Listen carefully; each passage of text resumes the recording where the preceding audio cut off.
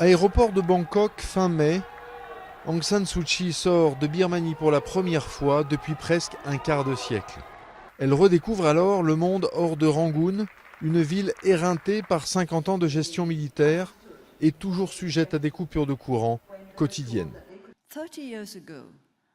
Il y a 30 ans, ce qui aurait attiré mon attention en atterrissant à Bangkok n'aurait pas été très différent d'un atterrissage à Rangoon.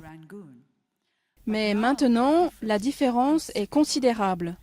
Je dois dire très franchement que ce qui m'est passé par la tête, c'est que nous avons besoin d'une politique énergétique. Désormais, le tourbillon Suu Kyi part en Europe. Elle va s'adresser aux Nations Unies à Genève, puis prononcera son discours de prix Nobel de la paix à Oslo, 21 ans après avoir accédé à cette distinction suprême. Elle ira ensuite à Londres et à Paris.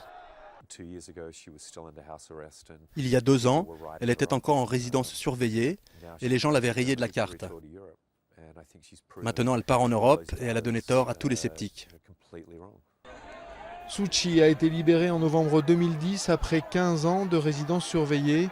La junte a depuis cédé sa place à des militaires à la retraite qui ont multiplié les réformes politiques jusqu'à son élection comme députée en avril dernier.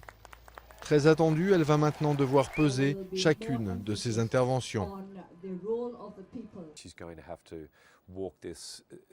Elle va devoir trouver un équilibre entre soutenir le président et les réformateurs, encourager les pays européens à faire de même, mais aussi souligner les faillites du système et ce qui doit encore changer. Et puis il y a la sphère privée. Après sa libération, Suu Kyi avait revu à Rangoon son deuxième fils pour la première fois depuis près de 10 ans.